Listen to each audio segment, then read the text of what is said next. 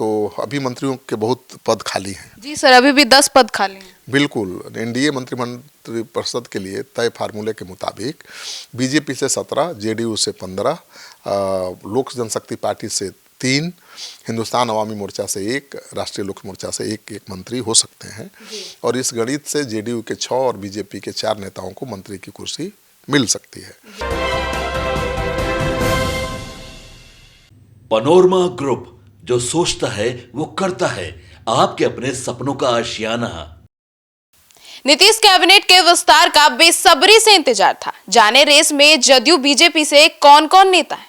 नमस्कार, आप देख रहे हैं सिटी पोस्ट लाइव। मैं हूं सृष्टि राज। 14 जनवरी 2026 यानी मकर संक्रांति के नीतीश मंत्रिमंडल का विस्तार होना था, लेकिन उनके यात्रा पर निकल जाने के कारण फिलहाल विस्तार आगे बढ़ा दिया गया है। अब जेडीयू और बीजेपी के कई नेताओं को खरमास खत्म होने का बेसब्री से इंतजार था, लेकिन अब उनका यह इंतजार लंबा हो सकता है। अब कौन कौन नेता मंत्री बनने की रेस में शामिल हैं, इसके ऊपर विस्तार में जानकारी देने के लिए हमारे साथ मौजूद हैं chief editor Shrikant Pratyush. Sir, मंत्रिमंडल का विस्तार अब बजट सत्र से पहले होने की उम्मीद नहीं है?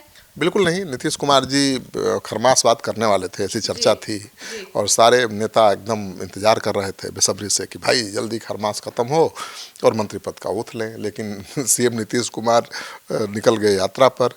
अब 24 जनवरी तक यात्रा पर ही रहेंगे और इस दौरान पूरे बिहार में फीडबैक लेंगे, जनता की राय समझेंगे, फिर मंत्रिमंडल विस्तार करेंगे। और नीतीश कुमार ने 20 नवंबर 2025 को 10वीं बार मुख्यमंत्री के रूप में शपथ लिया था। पहली कैबिनेट में 26 मंत्री शामिल किए गए थे। मंत्रिमंडल में सबसे बड़ा हिस्सा बीजेपी के कोटे का था।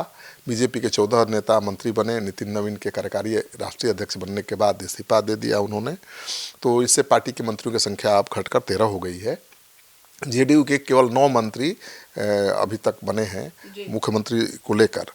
लोक जनशक्ति पार्टी एलजेपी से 2 मंत्री बने हैं, हिंदुस्तानी अवामी मोर्चा के 1 और राष्ट्रीय लोक मोर्चा से 1 मंत्री हैं। तो अभी मंत्रियों के बहुत पद खाली हैं। जी सर, अभी भी 10 पद खाली हैं। बिल्कुल, एनडीए मंत्रिपरिषद के लिए तय फार्मूले के मुताबिक बीजेपी से 17, जेडीयू से 15, लोक जनशक्ति पार्टी से 3, हिंदुस्तान अवामी मोर्चा से 1, राष्ट्रीय लोक मोर्चा से एक मंत्री हो सकते हैं। और इस गणित से जेडीयू के 6 और बीजेपी के 4 नेताओं को मंत्री की कुर्सी मिल सकती है। सरकार से जुड़े विश्वस्त सूत्रों के अनुसार विधायकों को लंबा इंतजार करना पड़ेगा। बजट सत्र 2026-27 से पहले कैबिनेट का विस्तार नहीं होने वाला है और सीएम नीतीश कुमार यात्रा पर हैं। अभी उनका फोकस अपने कार्यक्रम पर है, इसलिए मंत्रिमंडल विस्तार को लेकर फैसला होने में देर हो सकती है। विधायकों को मंत्री बनने के लिए यात्रा खत्म होने का इंतजार करना पड़ेगा। अब विधानसभा का सत्र भी 2 तारीख से शुरू हो जाएगा, तो बजट सत्र के बाद ही कुछ होगा ऐसा लगता है। सर, लेकिन मौजूदा मंत्रियों पर भी तो बहुत बोझ है ना, एक मंत्री पे कई विभाग संभाल रहे हैं। बिल्कुल, अभी मौजूदा मंत्रियों पर विभागीय कामकाज का बहुत ज़्यादा बोझ है। कई मंत्री कैबिनेट मंत्री अतिरिक्त विभाग की जिम्मेवारी भी संभाल रहे हैं। जेडीयू कोटे के कैबिनेट में नए चेहरे शामिल होंगे। अब जब विस्तार होगा तो मंत्रिमंडल का बंटवारा भी होगा और इसके साथ ही उन नेताओं को भी मौका मिल सकता है जो पिछली बार सरकार में मंत्री थे, इस बार अभी मंत्री नहीं बन पाए हैं। नीतीश सरकार में अब तक मंत्री नहीं बनने वाले महेश्वर हजारी को कैबिनेट एक्सटेंशन में मौका मिल सकता है। दलित नेता हैं, सीनियर नेता हैं। पिछली सरकार में आईपीआरडी के मंत्री भी थे। मौजूदा कैबिनेट में यह विभाग अभी विजय चौधरी के पास है। रत्नेश सदा सहरसा से सोनबरसा विधानसभा क्षेत्र से 4थी बार विधायक बने हैं और 2023 में जीतन राम मांझी के बेटे संतोष सुमन ने जब इस्तीफा दिया तो महादलित समुदाय से आने वाले रत्नेश सदा को उत्पाद मद्य निषेध निबंधन मंत्री बनाया गया था। तो हो सकता है कि उनको भी मौका मिल जाए। सर, तो जयंत राज और शीला देवी भी तो रेस में है।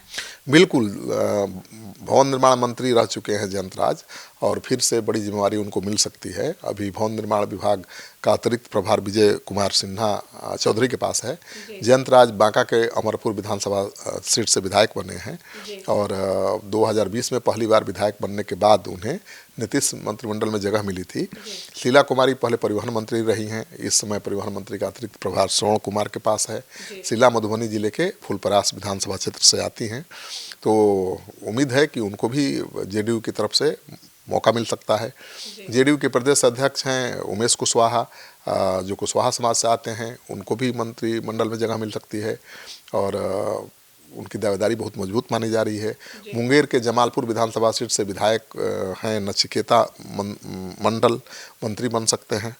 और नीतीश कुमार के राइट हैंड ललन सिंह के करीबी माने जाते हैं वो, तो उनके मंत्रिमंडल में शामिल होने की ज़्यादा संभावना है। और मोतिहारी की केसरिया विधानसभा सीट से शालिनी मिश्रा बनी हैं विधायक, भूमिहार समाज से आती हैं, लगातार दूसरी बार विधायक चुनी गई हैं, तो उनको भी मौका मिल सकता है क्योंकि उनके पिता बहुत बड़े नेता रहे हैं और नीतीश कुमार के बेहद करीबी रहे। जी सर, अगर बात करें बीजेपी के तो कौन कौन नेता हैं जो रेस में है मंत्री बनने के? देखिए, नितिन नवीन जी राष्ट्रीय अध्यक्ष बन चुके हैं और उनका विभाग खाली हो गया, पद खाली हो गया, तो कायस्थ समाज से किसी को मंत्री बनाया जाएगा और ज़्यादा उम्मीद है कि उनकी जगह पर संजय मयूख बीजेपी के एमएलसी जगह ले सकते हैं। दिलीप जायसवाल को के पास उनका भी विभाग है, वह अतिरिक्त प्रभार मंत्री बनाए गए हैं दिलीप जायसवाल। कैबिनेट विस्तार के दौरान यह पद बीजेपी के किसी नेता को मिलेगा, मतलब संजय मयूख का नाम सबसे ज़्यादा है इस आगे।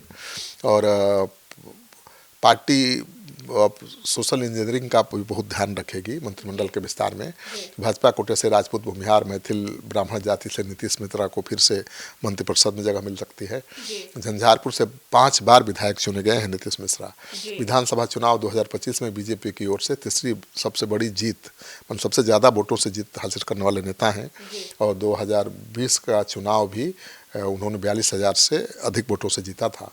नीतीश कैबिनेट में युवा मंत्री रहे हैं और उद्योग विभाग के मंत्री रहते बहुत काम किया है, बहुत समझदार माने जाते हैं। इनके पास उद्योग विभाग था, आपदा प्रबंधन था, ग्रामीण विकास कार्य का मंत्री भी रह चुके हैं, तो बहुत अनुभवी हैं। और दिल्ली यूनिवर्सिटी, नीदरलैंड और यूके से पढ़ाई कर चुके हैं।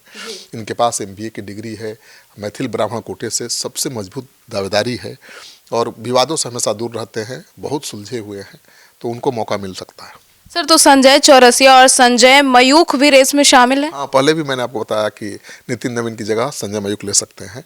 पटना शहर के दीघा सीट से विधायक संजीव चौरसिया मंत्री बन सकते हैं। चौरसिया ने CPI की उम्मीदवार दिव्या गौतम को 60,000 लगभग वोटों से हराया है। और संजीव चौरसिया के पिता गंगा प्रसाद बीजेपी के सीनियर नेता हैं, वो राज्यपाल भी रह चुके हैं।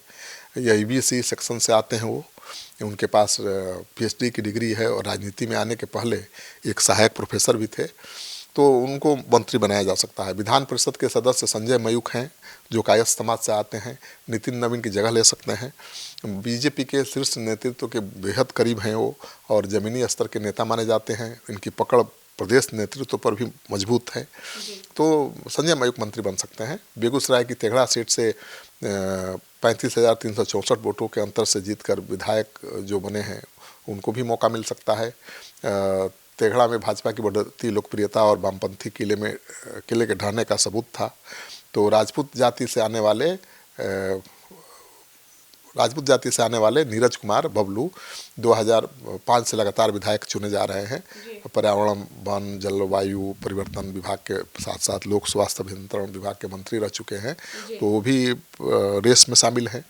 लेकिन जो बेगूसराय के नेता हैं, वो जो भूमिहार समाज से आते हैं, उनको भी मंत्री बनाए जाने की ज़्यादा संभावना है। तो देखिए अब क्या क्या होता है। चर्चा में तो बहुत नाम है, लेकिन नीतीश कुमार जिसके नाम पर मोहर लगाएंगे वही मंत्री बनेगा। अब मंत्रिमंडल का विस्तार टल गया है तो उनकी बेचैनी और बढ़ गई है। अब विधानसभा सत्र जो शुरू होगा उसमें उनका मन लगेगा नहीं, वो चाहेंगे कि उसके पहले कुछ हो जाए। तो देखिए नीतीश जी कभी भी कुछ भी कर सकते हैं। तो सुना आपने हमारे इस डिबेट को, तो अब देखना होगा कि नीतीश कुमार अब मंत्रिमंडल का विस्तार कब तक करते हैं। तो फिलहाल इस खबर में इतना ही। आगे की खबरों के लिए जुड़े रहिए हमारे साथ और देखते रहिए सिटी पोस्ट लाइव। धन्यवाद।